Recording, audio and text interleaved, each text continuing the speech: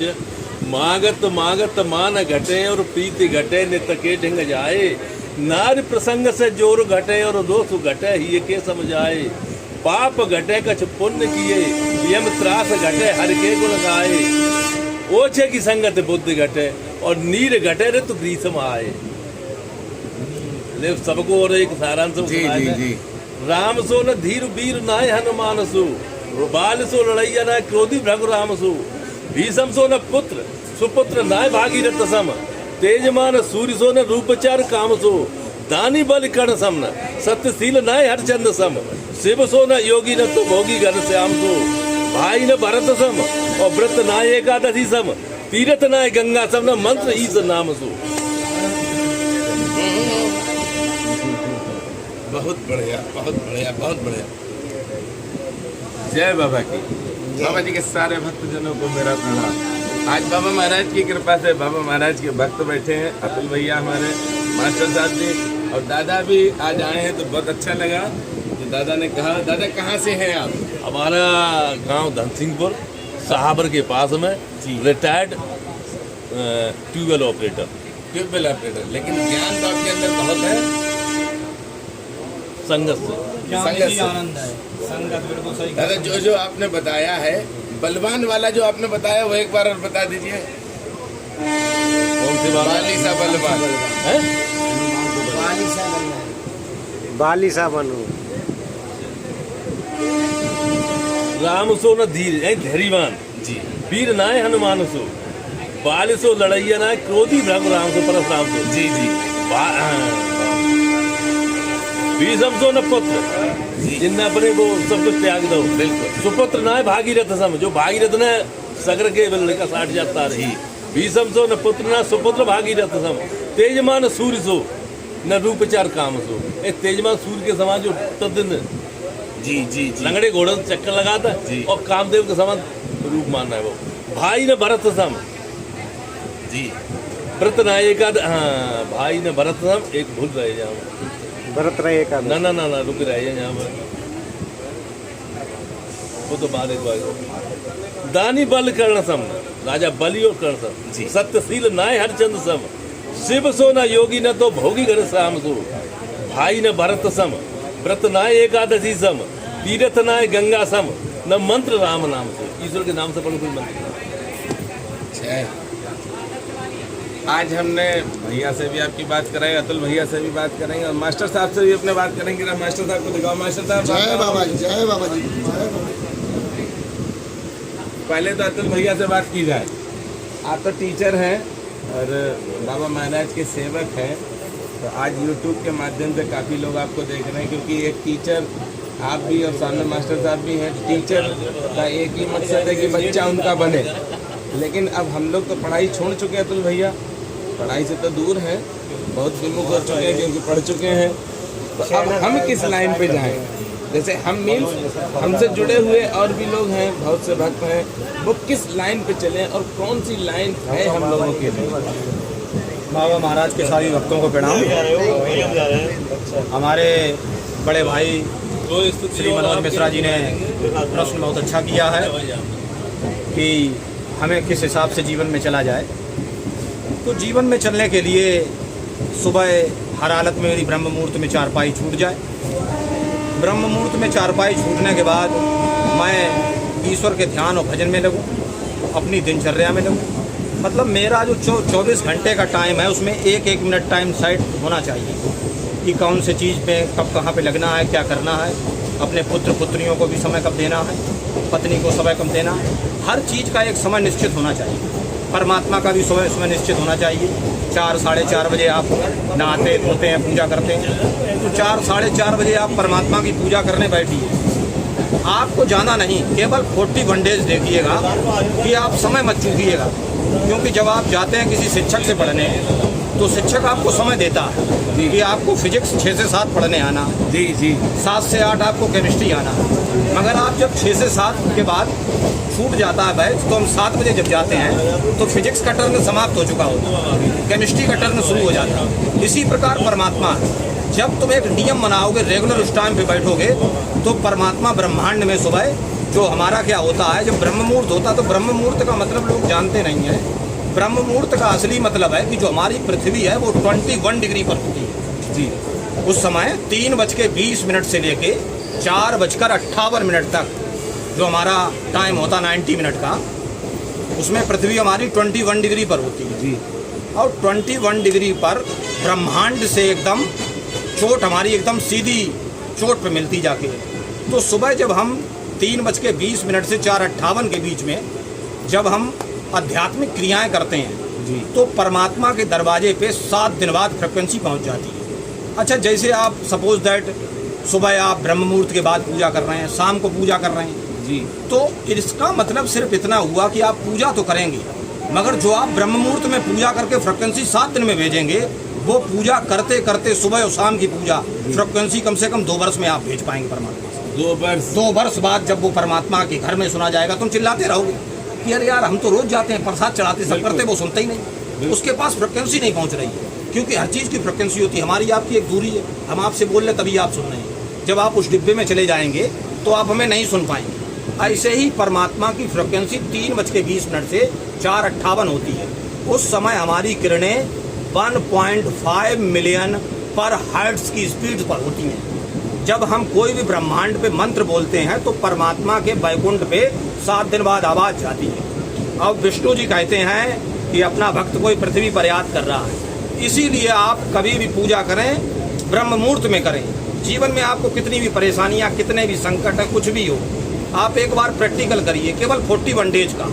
41 days के बाद आप 42 डेज पे खुद चालू हो जाएंगे, आपको नहीं कहना पड़ेगा। मगर 40 डेज बाद आपके घर में बीमारियां ज़्यादा रहती हैं, ग्रह कलेश ज़्यादा रहता है, आपके मन में अशांति ज़्यादा रहती है, आप इनसे बिल्कुल मुक्त पाएंगे। ढोंगियों और पागलों के पास मत जाइए, क्योंकि ढोंगी और पागल भी ईश्वर से जुड़े हैं, वो आपको क्रियाएं ईश्वर की बताते हैं। तो मैं केवल आपको ईश्वर से जुड़ने की क्रिया बता रहा हूँ। आप डायरेक्ट ईश्वर से जुड़ें और आपके पास जो भी संकट हैं ईश्वर से तहे दिल से बोलें, सारा ईश्वर कार्य करेगा। क्यों इन पागलों के तीर घूमते हुए प्रभु मेरी राशि गड़बड़ हो गई। मैंने आज तक अपनी ज़िंदगी में, उम्र 42 साल हो गई, मैंने कभी हाथ नहीं दिखाया। चाहे जीवन में कुछ भी हो, चाहे कितना भी संत महात्मा होशियार बैठा हो, मुझे अपना कल का भविष्य परमात्मा ने मेरा तय किया है, जिनने नहीं तय किया। क्योंकि इन्हें अपना भविष्य नहीं पता है। जब इन्हें अपना भविष्य नहीं पता है तो जो तुम्हारा भविष्य क्या तय करेंगे। तो इसीलिए आप अपनी परमात्मा से सारी मजबूरियां कहिए, कहीं से मत कहिए, क्योंकि सारे हलों का द्वार परमात्मा है। तो आप हर चीज़ एक समय पर निश्चित करिए। सुबह 3:20 पर उठने की आदत डालिए।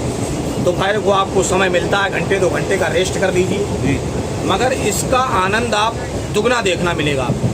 क्यों? क्योंकि सुबह ब्रह्मांड में ऑक्सीजन जो होती है वो 42 से 45 डिग्री होती है, मतलब परसेंटेज होता है उसका। और जब हमारा सुबह के 6 बजते हैं तो सुबह 6 बजने के बाद परसेंटेज डाउन होने लगता, गाड़ियाँ चलने लगती 20%। दोपहर के 12 बजे तक घट के उसका परसेंटेज 2%, 1% रह जाती है। तो भी हम ऑक्सीजन में घूमते हैं जैसे चौकों पे, दोपहर में 2 बजे 1 बजे, तो ऑक्सीजन का परसेंट 1 या 2% रह जाता है। बिल्कुल इतना परसेंटेज पोल्यूशन। फिर वो रात के 12 बजे के बाद पोल्यूशन साफ होता, फिर सुबह के 4 साढ़े 4 बजे तक आपको ऑक्सीजन शुद्ध मिलती है। इसीलिए बुजुर्ग कहते हैं सुबह टहलने जाओ, घूमने जाओ, ताकि ऑक्सीजन, सुबह की ऑक्सीजन और आपका 1 गिलास दूध बराबर है। अच्छा, हाँ, सुबह आप ऑक्सीजन ले आए और 1 गिलास दूध आपने जो पी रहा है, लेकिन बराबर टाने का। अब्दुल भैया एक चीज़ और पूछेंगे, जैसे लोग कहते हैं अब तो कलयुग है, कलयुग है, कलयुग है, और कलयुग में कोई भी पूजा करो वो मान्य नहीं है, तमाम ड्रामा फैलाए हैं लोग, बहुत से लोग ड्रामा फैलाए हैं। उसके लिए क्या करें, कलयुग का प्रभाव कम हो? नहीं, कलयुग का देखिए ऐसा है कि सब लोग अपनी अपनी तरीके से पूजा कर रहे हैं। किसी के तरीके को हम गलत नहीं कह सकते। क्यों? क्योंकि हम सब लोग सनातनी हैं।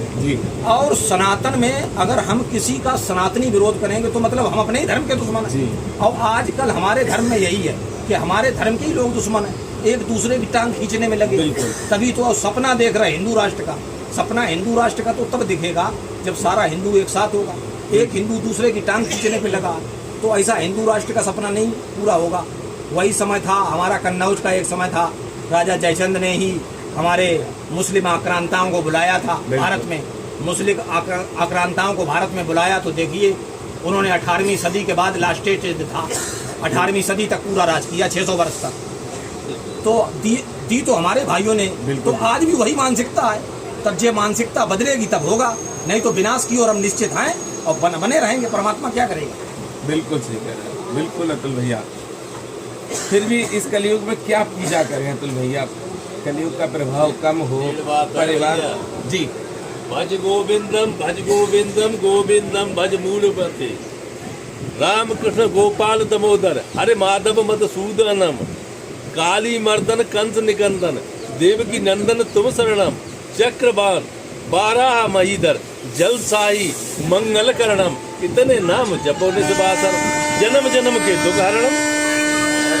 नहीं, वो आपका ठीक है कहना। मैं दादा की भी बात सही मानता हूँ, क्योंकि इन्होंने भी कहा नाम जपने की प्रक्रिया ठीक है, मगर आजकल का मनुष्य कलयुग में बहुत पड़ा हुआ है, जैसे पैसे में, अन्य चीज़ों में। और तो हर चीज़ का जब समय एक निश्चित करोगे, आपने कहा कि सुबह 4 बजे से 6 बजे तक पूजा करनी है, तो आपके घर में डकैती पड़ जाए, भूल जाए, परमात्मा में खो जाए 1.5 घंटे, मजा तब है। कोई भी कुछ कर रहा, कोई नहीं, आपको पूरे दिन की पूजा का लाभ 1.5 घंटे में मिल जाएगा। मगर आप पूरे दिन घंटा बजा रहे, इधर उधर गलत कार्य कर रहे, समझ रहे, जो लोगों को पसंद नहीं, बाबा को पसंद नहीं, ठीक है, बाबा के विरुद्ध कार्य कर रहे हैं, उसमें जो कृपा मिल जाए, मगर तब भी वो दीनहीनों पे भी कृपा करते हैं, दुष्टों पे भी। क्योंकि गीता में साफ लिखा हुआ है, अध्याय नंबर 9 में श्लोक नंबर 17 पे साफ साफ लिखा है, अगर कोई भक्त कितना भी मतलब हत्या किया हो, कुछ भी किया हो, अगर वो अनन्य भक्त से मेरी भक्ति करने लगता है, तो वो ईश्वर स्वरूप हो जाता है और मेरे परम धाम को प्राप्त होता है, परम गति को प्राप्त होता है। बस उसके अंदर एक अनन्य भक्ति प्राप्त होनी चाहिए। अतुल भैया, कितने बरस से आप नीम करोली धाम में जा रहे हैं? ये 19वां वर्ष लग रहा है, और 19 वर्षों में घर में कमी रही हो, कुछ भी रही हो, कोई भी माध्यम रहा हो, मुझे मंगल टू मंगल आना है। मैं बाबा के पास एक बार क्या हुआ कि बाबा ने चमत्कार भी दिखाया। क्या? ममता बनर्जी की सरकार थी, सरकार क्या थी, रेल मंत्री थी ममता बनर्जी। तो रेलवे में एक नियम निकाला कि रिटर्न हम पास हो गए थे, तो उसमें एक नियम निकाला कि 1600 मीटर की दौड़ होगी जी।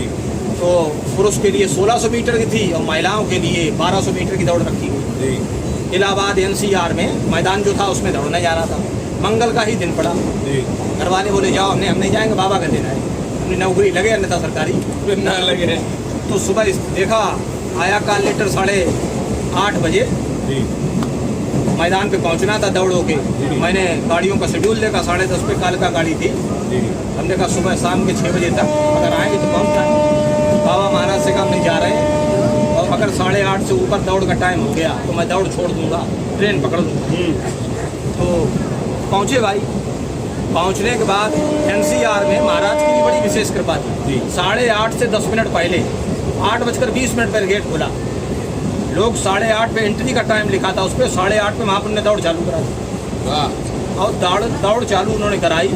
हालांकि दौड़ 50 मीटर से मेरी पीछे चली गई, असफल रहे जैसी उनकी इच्छा, बिल्कुल कोई दिक्कत नहीं। वहाँ से टेम्पू की भी भीड़ बहुत चल रही थी उस दिन। तो दौड़ते हुए स्टेशन गए, लमसम 9:45 तक पहुँचते स्टेशन हो गया जाके। 10:10 पे गाड़ी छूटनी थी, टिकट घर पे भी बड़ी लंबी लाइन लगी थी। महाराज से कहा भाई आप ही जानना, बैठ रहे हैं, जुर्माना खैर है, बैठा ला उन्होंने। और कहा यहाँ पे कानपुर उतार दिया उन्होंने। टिकट की चेकिंग?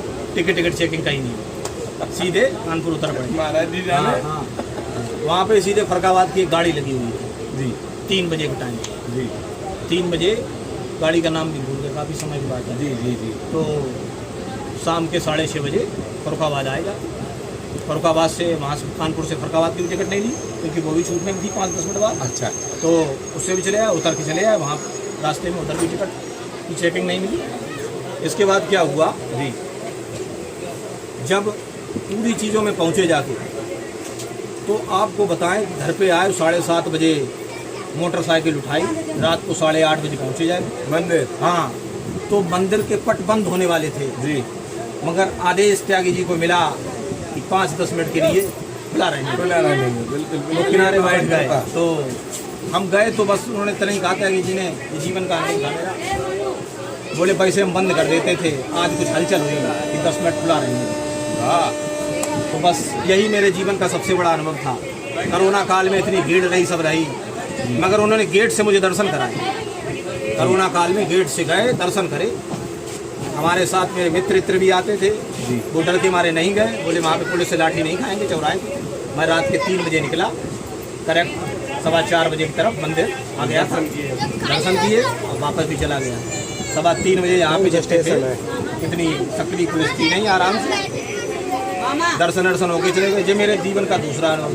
जी। तीसरा अनुभव ये है कि 19 वर्ष में जब से उनकी सेवा करना शुरू की, 19 वर्ष से न तो कोई जुकाम जाना है, न खांसी, न बुखार, न उखार, कुछ नहीं। जीवन कंटिन्यू ऐसे ही बराबर चलता है। तो यही सबसे बड़ी कृपा है। बस इससे बड़ी मुझे कृपा कोई नहीं चाहिए। मैं ये मानता हूँ कि मैं सुबह उठूँ तो मैं सारी शारीरिक क्रियाएं अपने हाथों पैरों से करूं, जीवन निरोगी काया रहे, आनंद बस। पैसा कुछ ना रहे, भिखारी की स्थिति में रहूं, कहीं मांगना पड़े मांग भी लूं, मगर शारीरिक छेड़छाड़ नहीं होनी चाहिए। बिल्कुल, शारीरिक छेड़छाड़ से कोई आनंद नहीं। सुबह उठ के किसी के, आजकल का सबसे बड़ा कष्ट क्या, अपना शरीर दूसरे का अधीन करना। बिल्कुल, सबसे बड़ा कष्ट यही है दुनिया में। आपके लिए दुनिया में सबसे बड़ा कष्ट अपना शरीर दूसरे का अधीन करना। तो परमात्मा की शरण में बने रहिए, ताकि उसकी शरण में बने रहने से वो किसी को आपके अधीन ना कर सके, वो आपको ये शरीर की काया निरोगी दे सके। ना तो आपको होमिया चिकित्सीय निरोगी काया देगी, ना आपको आयुर्वेद देगा, परमात्मा की शरण ही आपको निरोगी काया देगी। कैसे देगी, क्या करें हम? उसके लिए अनन्य भक्ति में डूबिए, अपना समय एक बनाइए, अनन्य भक्ति में डूबिए, जो आपने बताया। हाँ। जी। आपका 1.5 घंटे पूजा का टाइम होता है, आपका कितना भी बड़ा कॉन्ट्रैक्ट आ रहा, मोबाइल पे स्विच ऑफ होना चाहिए। बिल्कुल, कोई चीज़ नहीं, समझ रहे। उस समय ना कहीं पे कोई लिंक ना इनके, सिर्फ एक जगह लिंक। मतलब प्रभु से जब भक्ति जोड़ो, चाहे 15 मिनट की हो, चाहे 10 मिनट की हो, और चाहे 20 मिनट की हो, मगर ऐसी भक्ति हो कि घर में डाका पड़ जाए, कुछ नहीं, मतलब कोई मतलब, समर्पण वहीं पे आए। बिल्कुल। अब ये नहीं कि हम पूजा कर रहे हैं, उनने बेटा आयुष छोड़ गई है, बांध दो, अगलो मंत्र पढ़ना शुरू कर दो। थोड़ी देर बाद पूजा कर रहे हैं, उनने बेटा बाहर को गेट बंद कर दो, खोलो। मतलब पूजा कर रहे हैं और बाहर के गेटों की चिंता है। बिल्कुल, इसीलिए ना तो परमात्मा, ना तो राम मिल रहे हैं और ना माया मिल रही है, दोनों चीजें नजर आ रही हैं। तो आप या तो राम में डूब जाइए या माया में डूब जाइए, तभी एक चीज मिलेगी। तो आप माया में डूबिए, क्योंकि संसार में माया की भी जरूरत है, पैसे की भी जरूरत है। पर महाराज ने जब परिवार दिया तो भाई पैसे की भी आवश्यकता, काम कैसे चलेगा, पैसे से चलेगा। तो माया की भी जरूरत है, मगर जब उसके नाम में बैठिए तो सब छोड़ दीजिए। आपको वही 15-20 मिनट पूरे जीवन का आनंद प्रदान करने में, आपको इस काया से 50 रोगियों को सही करने का मौका मिलेगा, मगर इस शरीर पे कोई रोग नहीं छूएगा। ये अपना दावा। मैं कोरोना में अपने जीवन का बाबा महाराज का अनुभव है। मैं लोहिया अस्पताल में अपने मिलने वालों से भी गया, मेरे घर वाले चिल्लाते रहे कि वायरस फैल रहा, ये होगा वो होगा। उस समय इतना शुरुआत में मास्क का भी सिस्टम नहीं चला, बात चले भी गए थे। उसके बाद लोगों ने कहा कि इससे दूर रहो, ये रहो, घर वालों ने, तुमने ठीक कहा भाई, दूर रहो, कोई दिक्कत नहीं है। मगर मनुष्य के शरीर में सबसे बड़ी बीमारी उसके दिमाग में होती है। दिमाग में आप आए, आपको किसी ने टच किया, आपको कैंसर है, भगवान की शरण में चले जाइए, आनंद में कैंसर ठीक होगा। वही दवा आनंद में बदल जाएगी। बिल्कुल, मगर आपके दिमाग में रोज कीटाणु कैंसर के काटेंगे तो आपकी मृत्यु जल्दी हो जाती है। तो मनुष्य की मृत्यु का सबसे बड़ा कारण है कि अंदर मानसिक बीमारी पल्ला। समझ रहे, बीमारी कम है, मानसिक में बीमारी जाना पाले। बिल्कुल, तो मानसिक बीमारी मत पालिए। हमें कभी अस्वस्थता भी लगती है तब भी हम सेवा देने आते हैं, वो सेवा देते देते खुद स्वस्थ कर देते हैं, कोई बात नहीं। मंगलवार को आप सब देखें, दीप करोरी धाम में अतुल भैया अपनी निरंतर सेवा देते हैं।